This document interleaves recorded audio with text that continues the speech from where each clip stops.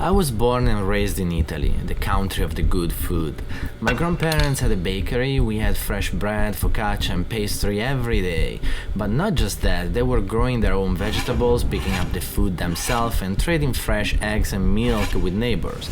I always loved food and the process of making it yourself. Then I lived in different countries for over 15 years and kept eating, cooking and exploring.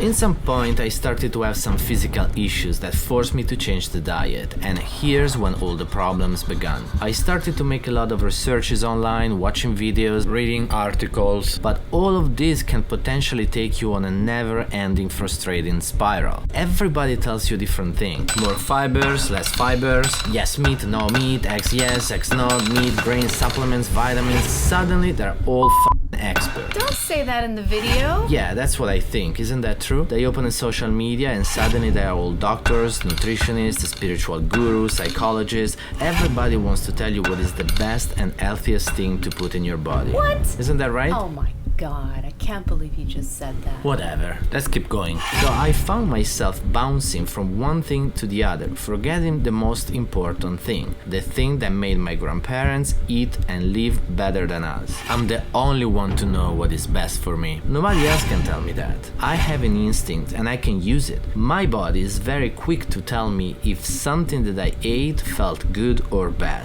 I just have to listen to that. So I started to explore what was the best food for me. Of course, there are some things that are not working with my body and they're present in my favorite dishes. Think about like people that can't eat gluten. It is going to be very hard to eat bread, pizza and so on, but there are ways. I just needed to explore as much as I could and don't give up. It's been a while since then and now I love what's happening in my kitchen. Well, this is not actually my kitchen, but you know what I mean. Look at this. This is all gluten-free and dairy-free. It looks great, doesn't it? Bread, pastries, pizza, but listen carefully because I am about to say something very, very important. I'm not gonna tell you what to do because it is only up to you what you wanna do. Please don't take my recipe as the truth. Just get some inspiration if you find it and make it yours. I'm only sharing my experience here. This is the way I cook and the way I eat. Only mine.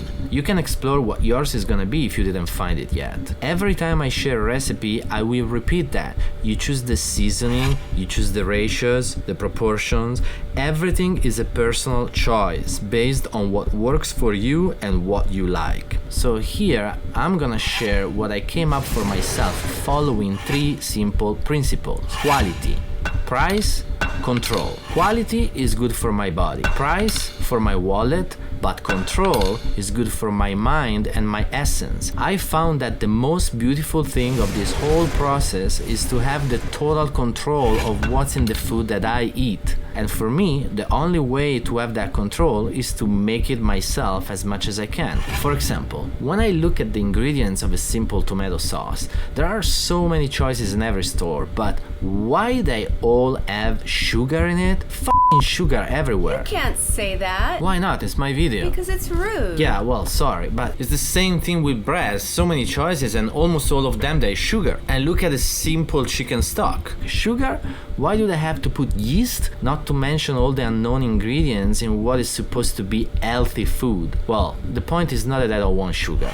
The point is that I don't want anybody to decide where and how I'm gonna ingest the sugar. For example, if I make as much as I can homemade, like the tomato sauce, or the chicken stock, or bread, and I'm controlling all the ingredients that I'm using, I can use the sugar where and how I want. I can make delicious pastries and eat them with no problems or regrets because I know exactly how much sugar and what kind of sugar is in it. And at the same time, I know that if I had, for example, 3 or 4 meals with tomato sauce or chicken stock, or I'm eating bread every day, I didn't have any unexpected sugar in my weekly diet. And that is a principle that I follow with every ingredient. Control. Even the simple yeast in the bread and the pizza, I use just a little bit, so I just let it rise for a longer time and that's it. But the point is that I get to choose what, how and how much. Many things are not necessarily bad if they are taken with moderation, and the best way to eat with moderation is to control how everything is made. And the best way to control how everything is made is to make it yourself. So, this is what I explored, and this is what I would like to share with you. But remember, don't listen to me. Just make it yours. Bon appetito! Yeah, that was my wife.